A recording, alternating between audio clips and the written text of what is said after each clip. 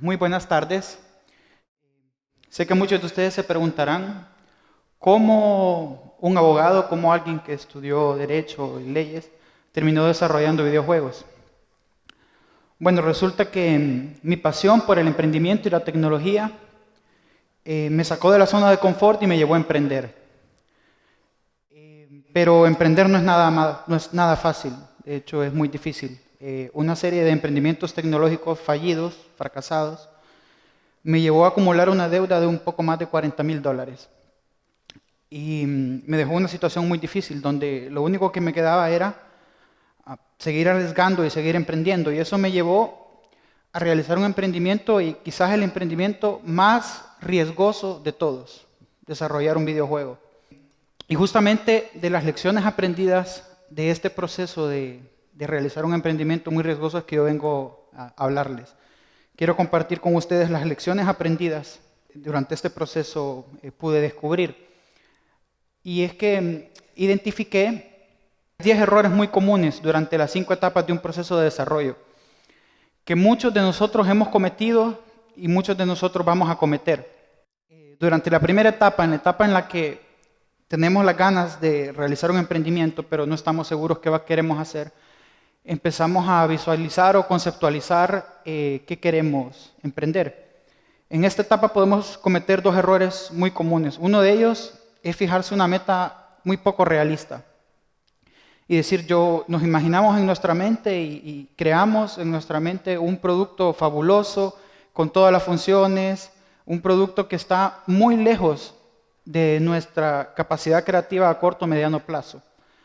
Como dicen popularmente, construimos castillos en el aire, y esto eventualmente nos puede llevar a la frustración y al fracaso, porque nos fijamos una meta que no podemos cumplir. En el otro extremo, otro error muy común que cometen los emprendedores, quizás los más jóvenes, estudian algún tipo de tecnología, quieren hacer un sitio web o quieren realizar una aplicación, una app, y se fijan una meta muy poco ambiciosa y creen que por el hecho de que ellos pueden programar, por ejemplo, van a crear una app, la van a subir a la tienda y se van a hacer millonarios. Lo hacen y se dan cuenta que el producto no tiene la aceptación quizás que ellos tenían y se desaniman y terminan abandonándolo también. En mi caso particular, cuando yo definí qué tipo de emprendimiento iba a realizar, yo traté de enfocarme en cuál era el mejor producto que yo podía hacer dentro del alcance de mis posibilidades. De manera que yo escogí un juego de aventura gráfica, porque yo sabía que era posible que una sola persona los hiciera, ya había leído en foros, y me enfoqué en hacer un juego para móviles, porque sabía que era mucho más fácil que hacer un juego para celulares y para tabletas. De hecho, para validar esta idea que yo tenía de hacer un juego, creé lo que después descubrí que se llamaba producto mínimo viable. Yo creé un pequeño juego para mi sobrina de 10 años, en el que ella tenía que rescatar al perro de nuestra casa porque había sido secuestrado por el gato. Esto me sirvió mucho para motivarme. A ella le encantó el juego, le gustó, lo jugó, y yo me di cuenta que esto era algo posible, que estaba dentro del alcance de mis posibilidades, que era algo que yo podía lograr y que yo podía hacer. Entonces, sin querer, sin saberlo, definí muy bien la visión que yo quería. En la segunda etapa, en la etapa de la planificación, otro error muy común que he notado en los emprendedores es que hay muchos emprendedores que planifican eternamente. Muchos de ellos planifican y nunca comienzan. Constantemente se ponen excusas de que no tienen tiempo, de que no tienen dinero y se dedican nada más que a planificar. En el otro extremo están los emprendedores que comienzan sin planificar. Nos puede llevar a situaciones como esta. De hecho, hay muchos mitos en este campo, porque incluso hay un dicho que dice que el emprendedor es aquel que se lanza al vacío sin paracaídas porque puede construir el paracaídas durante la caída. Pero si ustedes analizan, eso conlleva un gran riesgo de muerte, ¿no? Porque si no lo logramos, obviamente vamos a fracasar. Entonces, este es un mito del que yo no comparto. Y en mi caso particular, yo me dediqué a planificar durante un mes toda y cada una de las etapas o partes o componentes del juego. Esto de no tener dinero para realizar un emprendimiento tecnológico es un mito completamente, porque por el avance de la tecnología nosotros podemos crear un prototipo con muy poco dinero. De hecho, yo hice un presupuesto con dinero que no tenía de $500. Eso costó el desarrollo de mi primer juego. Luego, en la siguiente etapa, un error que cometen muchos emprendedores es que cuando se van a preparar porque ya definieron qué producto querían hacer, ya planificaron, muchas veces, como en mi caso particular, se dan cuenta de que tienen que quizás aprender alguna disciplina que no sabían. En mi caso particular, yo tuve que aprender a hacer juegos de video completos, programarlos, diseñarlos. No hay ninguna oferta formal en el país para hacerlo. Y he notado que hay gente que es muy negativa. Piensan que este tipo de disciplinas están reservadas para personas que son genios, para personas que tienen algún tipo de habilidad especial y que ellos se autolimitan y dicen, yo nunca voy a aprender, por ejemplo, a programar. En el otro extremo están aquellos que son muy confiados y que dicen, yo puedo aprender a programar leyendo un tutorial o puedo aprender a diseñar viendo un video en YouTube. Este también es otro mito y la verdad de todo es que sí es posible, no va a ser fácil, requiere trabajo, dedicación, esfuerzo y constancia para lograrlo. En el caso de mi primer emprendimiento, yo me enseñé a mí mismo a programar, a diseñar y a escribir en 4 meses durante la creación del mismo primer proyecto. Y yo soy abogado, o sea, yo estudié leyes y no soy ningún genio. Yo puedo programar lo suficientemente bien para terminar la lógica de un juego. Puedo escribir lo suficientemente bien para hacer una historia atractiva.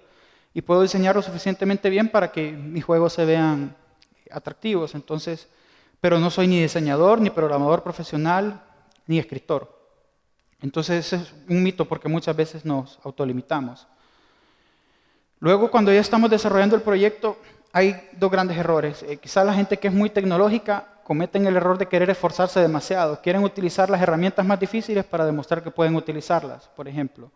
O quieren construir todo desde cero porque consideran que eso va a ser lo mejor y lo más eficiente. Si van a hacer una aplicación para teléfonos celulares, la quieren hacer 4 veces, una vez para iPhone, una vez para Android, una vez para todas las plataformas. Cuando en realidad esto también está mal porque existen muchas herramientas que nos pueden hacer ser mucho más productivos en mucho menos tiempo. En el otro extremo está la gente que cree que esforzándose muy poco puede obtener un buen resultado. Y muchas veces estamos aquellos que creemos que podemos comprar un juego prefabricado, solo cambiarle un par de cosas y lanzarlo al mercado. Eso eventualmente nos va a llevar también al fracaso porque ese producto no va a tener ningún valor agregado. Nosotros no vamos a ver agregado ni incorporado ninguna característica que lo haga diferente y que lo haga sobresalir sobre los demás. En el caso mío, yo me aseguré de integrar, incorporar en mi desarrollo algo que lo identificara, que lo diferenciara. Y como les mencioné algo, es un trabajo muy duro. Yo trabajé jornadas de 12 horas, de lunes a domingo, sin descanso, durante por lo menos 6 meses, para poder crear este primer juego. Luego, cuando ya estamos terminando, aquí podemos encontrar 2 características, 2 errores muy comunes, que uno de ellos es que nos cerramos ante la crítica y creemos que todo aquel que nos dice que nuestro producto que tenemos que cambiar algo, que está mal, pensamos que nos está atacando y decidimos muchas veces ignorarlo. Pero eso nos puede llevar también a cometer otro error en el otro extremo, de ser muy sensibles y desinflarse ante la crítica y decir, no, yo creo que esto no va a funcionar, esto va a fracasar. Lo que tenemos que hacer en este caso es ser selectivos ante la crítica. Cada vez que iniciemos nosotros un proyecto vamos a encontrar que hay gente positiva y gente negativa. Nosotros tenemos que saber quién hace crítica constructiva y quién hace crítica porque nos quiere ayudar y quién sencillamente hace crítica vacía. En mi caso particular, la crítica más común, este es mi mejor amigo, y él me decía lo mismo que me decían muchos otros: no te engañes, nunca lo vas a lograr. O sea, no se puede hacer un juego, no lo vas a lograr, eso es imposible, eso es para otra gente. Yo por fortuna decidí ignorarlo. Y eventualmente logré terminar este primer juego, el que me ha dejado 3 grandes satisfacciones, que yo las quiero compartir para motivarlos a ustedes. Una de ellas es la gran satisfacción de haber terminado el proyecto, ¿verdad? Me fijé una meta bastante, no ambiciosa, pero una meta que requería mucho esfuerzo y la logré terminar. La segunda gran satisfacción es el reconocimiento, porque los juegos alcanzaron un éxito comercial y crítico sin precedentes. Este juego ha sido descargado en más de 120 países diferentes y ha tenido mucho reconocimiento y mucho éxito, todos de ellos. Ahora hay 3 de ellos en el mercado. Y finalmente logré pagar mi deuda, que es una cuestión muy importante. Así que yo solo los quiero dejar con la interrogante de que si no quieren morir en el intento, se pueden arriesgar, solo sigan estos 5 consejos. Yo lo hice y ustedes también lo pueden lograr. Muchas gracias.